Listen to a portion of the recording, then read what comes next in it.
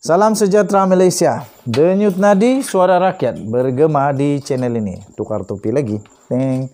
Aku banyak topi. Suka. Tapi saya beli tadi nih ya, bukan curi. Saya beli tadi di Tamu Pasar Malam, ada pesta lampu. Murah, tapi biarpun murah, yang penting halal, tidak dicuri.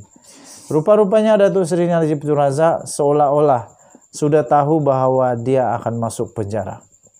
Sebelum pun keputusan dibacakan, rupa-rupanya Datuk Seri Najib Tun Razak sudah membayangkan yang dia mungkin bakal masuk penjara. Lebih awal daripada keputusan itu diumumkan oleh Ketua Hakim Negara, beliau sudah pun memberikan tanda-tanda. Katanya kalau keputusan buruk kepada diri saya sendiri, saya minta maaf. 23 Ogos 2022 daripada bharian.com.my. Kata Datuk Seri Najib Tun Razak, saya sudah usaha buat sedaya upaya dan apa yang penting sekali perjuangan kita perlu diteruskan. Katanya kita tunggulah apa-apa keputusan. Kalau keputusan buruk kepada diri saya minta maaf. Itu luahan bekas Perdana Menteri Datuk Seri Najib Tun Razak ketika keluar. Seketika bertemu dengan penyokongnya di pekarangan Mahkamah Persekutuan di sini pada hari ini. Najib berkata beliau sudah berusaha buat yang terbaik dan setiap apa yang diusulkan kepada mahkamah sudah pun ditolak. Katanya saya tidak dapat seorang peguam untuk wakili saya dalam tempoh masa yang secukupnya untuk membuat persediaan katanya. Beliau berkata beliau meminta penangguhan selama 3 bulan namun itu juga tetap ditolak. Katanya dalam kes saya ini, sekali saya minta penangguhan tetapi masih tidak dapat. Jadi kita tunggulah apa-apa keputusan. Kalau keputusannya buruk kepada diri saya minta maaflah katanya. Terima kasih kerana sokong saya katanya. Kita tunggu saja petang ini tambahnya lagi. Kalau keputusan buruk kita terima tapi kita coba buat yang terbaik katanya lagi. Nasib Najib Razak sudah diputuskan pada hari ini berhubung dengan rayuan terakhirnya untuk menepikan sabitan dan hukuman berkaitan dengan SRC International Sendirian Berhad. Susulan keengganan peguamnya untuk membuat sebarang hujahan bagi membela bekas Perdana Menteri itu. Jumaat lalu peguam utama Najib iaitu Hisham T. Potek telah memaklumkan bahawa panel 5 hakim anggota Mahkamah Persekutuan yang diketuai oleh Ketua Hakim Negara sendiri iaitu Tun Tengku Maimun Tuan Mat, beliau juga tidak akan mengemukakan hujahan lisan untuk anak guamnya. Bekas Perdana Menteri itu mengemukakan rayuan terakhir di Mahkamah Persekutuan bagi mengenepikan sabitan dan hukuman penjara 12 tahun serta denda 210 juta ringgit yang dihadapinya dalam kes penyelewengan dana SRC International. Mahkamah Persekutuan hari ini sudah pun membuat keputusan melalui keputusan sebulat suara 5-0. Kelima hakim persekutuan.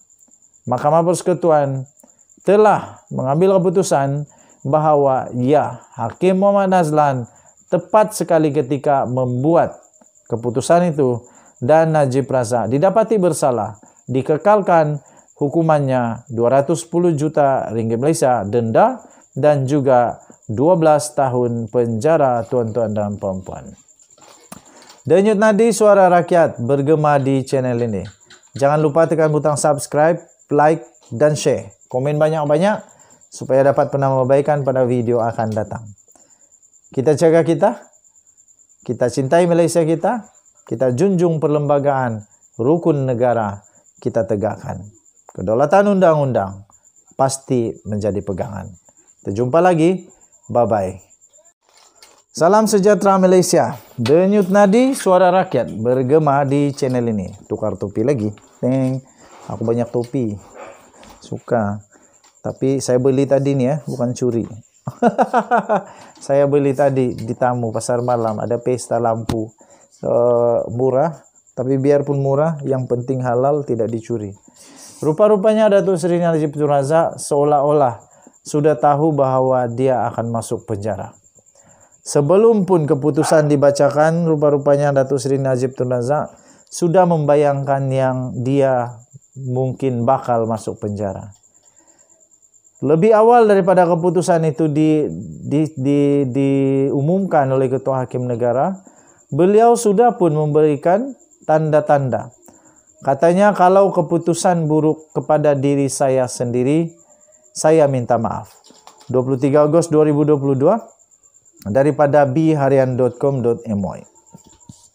Kata Datuk Seri Najib Tun Razak, saya sudah usaha buat sedaya upaya dan apa yang penting sekali perjuangan kita perlu diteruskan. Katanya, kita tunggulah apa-apa keputusan. Kalau keputusan buruk kepada diri saya minta maaf. Itu luahan bekas Perdana Menteri Datuk Seri Najib Tun Razak ketika keluar, seketika bertemu dengan penyokongnya di pekarangan Mahkamah Persekutuan di sini pada hari ini.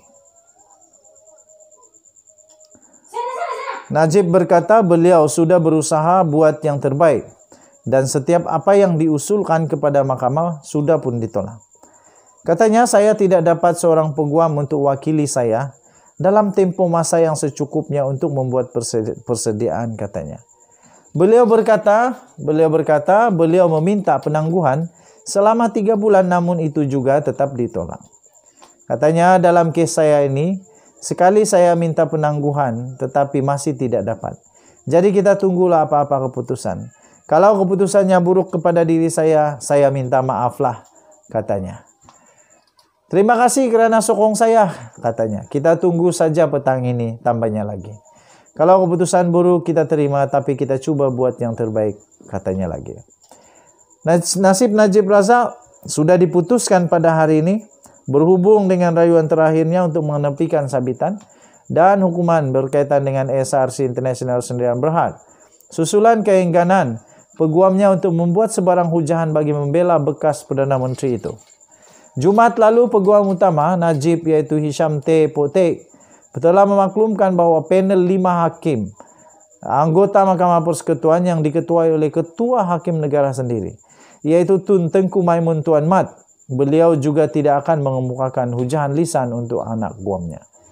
Bekas Perdana Menteri itu mengemukakan rayuan terakhir di Mahkamah Persekutuan bagi mengenepikan sabitan dan hukuman penjara 12 tahun. Serta denda 210 juta ringgit yang dihadapinya dalam kes penyelewengan dana SRC International. Mahkamah Persekutuan hari ini sudah pun membuat keputusan melalui keputusan sebulat suara 5-0. 5 hakim Persekutuan. Mahkamah Persekutuan telah mengambil keputusan bahawa ya, Hakim Muhammad Nazlan tepat sekali ketika membuat keputusan itu dan Najib Razak didapati bersalah, dikekalkan hukumannya 210 juta ringgit Malaysia denda dan juga 12 tahun penjara, tuan-tuan dan puan-puan. Denyut nadi suara rakyat bergema di channel ini.